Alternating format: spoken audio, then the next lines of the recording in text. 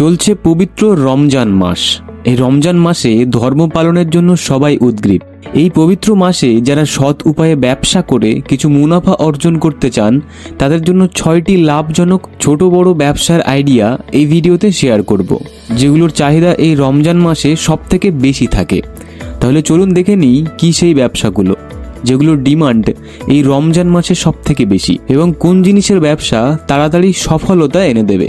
আর এই ব্যবসাগুলো শুধু এই মাসেই নয়, রমজানের পরেও আপনি চালিয়ে যেতে পারবেন, কারণ সবগুলি এক একটা লাভজনক ব্যবসা। 1 নম্বরে আছে খেজুরের ব্যবসা। এই পণ্যটির চাহিদা কিন্তু সারা বছরই থাকে, কিন্তু বিশেষ করে রমজান মাসে এর চাহিদা অনেক গুণ বেড়ে যায়। বাজারে অনেক প্রকারের খেজুর পাওয়া যায়, তাই রমজান মাসে যে খেজুরের চাহিদা সবচেয়ে বেশি সেটা পাইকারি বাজার থেকে এনে আপনি এই ব্যবসা শুরু করতে পারেন। রমজানের 15 থেকে 20 দিন আগে এগুলো কিনে এনে স্টক করে রাখলে সব থেকে ভালো হবে। তাতে আরও কম দামে হোলসেল দরে পণ্য পেয়ে যাবেন আর আপনার প্রফিটও ভালো হবে। 2 নম্বরে আছে ফলের জুসের ব্যবসা।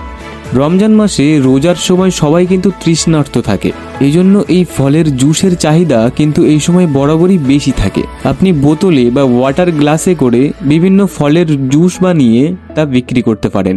রমজানের পর আবার গরমকাল পড়ে যাবে, তাই অল্প পুঁজির এই ব্যবসা গরমকালেও সমান চাহিদার সঙ্গে চলবে। 3 নম্বরে আছে ইফতারের ব্যবসা। ইফতারের ব্যবসা 2 ভাগে করলে ভালো হয়।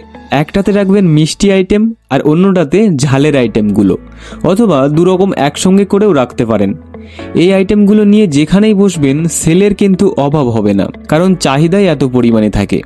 কি কি আইটেম রাখবেন তার একটা লিস্ট করে রাস্তার পাশে একটা ঠেলা বা দোকানে ব্যবসা শুরু করতে পারেন। একজন কারিগর রাখলে সব থেকে ভালো হয়, তাহলে ভালো মানের জিনিস সে বানিয়ে দিতে পারবে। তাহলে আপনার কাস্টমারের কাছে আপনার পণ্যের চাহিদা বাড়বে এবং অনেক কাস্টমারও আপনি পেয়ে যাবেন। 4 নম্বরে আছে ফলের ব্যবসা। এই ব্যবসাটি আপনি প্যাকেটজাত ফল অথবা সাধারণ ফল দুটোই করতে পারেন। দুটোরই চাহিদা সমান পরিমাণে থাকে এই রমজান মাসে। আর রোজার মাসে যে ফলগুলো বেশি চলে, যেমন আপেল, কমলা, তরমুজ, ডালিম, কলা, এইসব ফলগুলোর ডিমান্ড বেশি থাকে।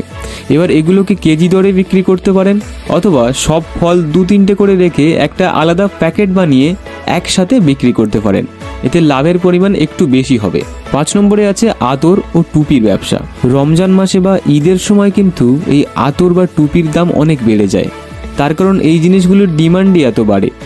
টুপি আপনি পিস হিসেবে সেল করবেন, আর আতরের একটা ভালো বড় প্যাক কিনে এনে ছোট ছোট পাত্রে ভাগ করে বিক্রি করতে পারেন, অথবা একটা টুপি, একটা জায়নামাজ আর একটা আতরের কৌটার প্যাকেজ বানিয়ে বিক্রি করতে পারেন। এই ছিল রমজান মাসের 6টি ছোট ব্যবসার আইডিয়া। আর এই একই ব্যবসা আপনি ঈদের সময়ও করতে পারেন, অথবা আপনি যদি চান এই ব্যবসা সারা বছর করবেন, তাহলেও কিন্তু এটা যথেষ্ট লাভজনক। সবার রমজান ভালো কাটুক। সর্বশক্তিমান সবাইকে হেদায়েত দান করুন।